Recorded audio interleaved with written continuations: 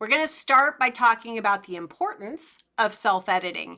If you're wondering why self-editing is vital when writing your personal memoir, don't worry. We've got you covered with these top 10 reasons. Now, number one is pretty obvious: catching mistakes. The first reason to self-edit is to get back through, to read through your content, and it allows you to catch mistakes before they're published, before they're printed and shared with whoever you're choosing to share yours with. Whether it's a typo, a grammatical error, or a factual mistake, you really need to go through your work at least 2 or 3 times. I recommend 6 or 7 usually, and it helps you catch those things that you may have missed otherwise and correct it. Number 2, improving clarity. Now, by reading your work critically, because at first you're writing it emotionally, and then you're going back through it logically, but now we're going to self-edit critically. By doing that, you identify areas where your writing might be confusing, it may be unclear. You know what it means because you were there. But would someone else who didn't know the story understand? So you have to start thinking as an outsider or as the reader, and try to make sure that it's clear enough and you go deep enough that an outsider, your reader, would totally understand what you're talking about. Make any changes to improve that if it's not clear. Number 3, refining your voice. Now remember, we've talked about voice, but by reading your work out loud, which is vital, very, very, very, it's just so important to hear, even if it's not your voice, because I will often go into a Word doc and I will have it read aloud to me, and then I'll read the words as I'm hearing it, because that helps you so much in catching things that you become blind to. But by doing that, you're able to critically evaluate your word choices, your phrasing, and make sure that it sounds like you. You're not, and then she did this, and what is this, and just make sure that it's the way you talk, because that's what really matters, that it's your voice. Number 4, ensuring consistency. Now, there's a lot of things that you need to be consistent about: your point of view, your past or present tense, all of these things. But what I'm really talking about right now is just the technical things of, did you use this person's name the same way all the way through? I've read books where someone will be married to Beau, B-O, and then later they're married to Beau, B-E-A-U. And I'm like, I guess he changed his name, and it's just one of those things that the editing was missed. It read probably the same way, it sounded the same, but they weren't looking at it at the same time. So you have to really make sure that everything's consistent, that your plots, your storylines, that everything is as it should be, because now is the time to make all those changes. Your timelines, there's so many things that really are involved in this. So when you're done with your draft, the editing phase is both almost as emotional as the drafting phase, because at that point you have to step back out of your emotions and just edit critically, be very critical, very outsider looking in. But you want to make sure that your memoir is fully coherent and easy to follow, because you don't want to put your reader to work when they're trying to read your story and take that journey with you. Number 5, cutting unnecessary content. Now, this is one of those things that, people feel a lot of the times like the thicker their book is, the better it is. You know, if you have great writing and great content and your words are packed, then you can have an amazing short story that your readers will love even more than a story that's 3 or 4 times as long, but has all of these fluffy words, things that don't add to the story. So cut unnecessary content. Don't be tricked that more words is better. It just isn't. It really isn't. Now, if it helps you get deeper into the emotions, absolutely go deep and use those words. But make your words count. Make sure each word in each sentence and each paragraph, each scene, each chapter, everything is there for a reason.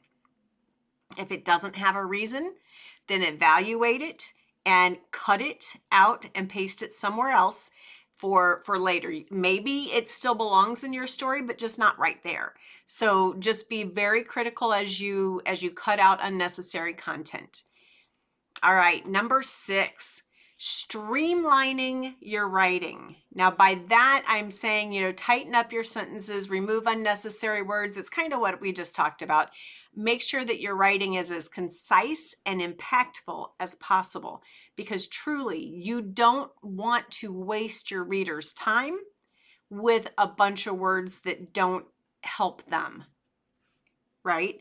So make sure that you streamline your content. Make sure that everything has a meaning. Number 7, enhancing readability. Now, by that, we're talking about, breaking up the long paragraphs using smaller paragraphs. The world has a shorter attention span than it probably ever has. And right now, we like to read easy. So take those paragraphs that are this long and break them in half, whatever it is, just each time you have something that could be a new topic, break it. Turn it into a smaller paragraph. You'll notice in most of my books, I am a firm believer in the easy reads. So you make your paragraphs smaller. You incorporate white space. You use subheadings. You use bullets, different things like that. Now, if in a memoir, you may not want to use bullets as much, but if it's a nonfiction of other form, bullets are a great way to make something much easier to read. Just make sure that your reader doesn't have to work so hard to enjoy your journey. Number 8, improving pacing. Now, by evaluating the flow of your story, making changes to the order of events, things like that can ensure that your memoir is more engaging and well-paced. And by that, I mean, if it's true, if it happened, like I was 7 and then I was 8 and then I was 9, you don't want to tell a story about when I was 7 and then I was 9 and then I was 8. You don't want to turn things out of order that should be in order. But if it's not something that's specifically in a chronological order, then you can change the way your reader enjoys the story by structuring, throw some humor in here, do some serious moments here, talk a little deep right here because right now your reader is on the edge. Talk yourself through making sure that the structure is going in the right direction. Number 9, polishing your editing or your writing. So self-editing is really important. When you do the polishing, that's basically saying, okay, I've done all the steps of editing. I believe this is really great. Let me go through it one more time though, because that's when, you're taking it from good to great or from great to amazing. It's polishing it. You could go without polishing, but I wouldn't. This is your story. So this is what's going to be your legacy. Go ahead and give it one more round through and polish it. Make sure that it is a high standard, that you're evaluating each sentence and, your phrases, and just make it shine. Okay, and then finally, number 10, making it the best it can be. And then I've got finally, self-editing is vital because it allows you to make your memoir the best it can be. You know, by taking the time to carefully edit and revise your work, it's not always easy, but it is worth it. You can ensure that your memoir is the best it can be before you share it with the world. You know, it's self-editing is vital part of the writing process, especially when it comes to personal memoirs, because you may not send it to a professional editor. So that's completely up to you, and it depends on what level of expertise you have in editing. If you're not comfortable editing on your own, you still do your own self-editing to your extent that you can, but then you would hire someone else to go through it again. It's just very, very important. It leaves you can tell. You can tell when a book was or was not really well edited. So let yours be one of the ones that is edited. Do the best you can, and don't worry about handing it off to someone else to do a professional editing after you. You can do that. Absolutely. There are a lot of great editors out there. Just make sure that you've done your part as far as the structure, the story, the timelines, all of that stuff that is in your control, that nobody else can help you with that part. So get your part done and then hand it off if you need to. Otherwise, a lot of people will go through this and maybe use a tool like, you know, Microsoft Word has a great editor now, and Grammarly, I use that. So if you can use an editing tool, that will actually help you a lot as well. All right, guys, let's move on.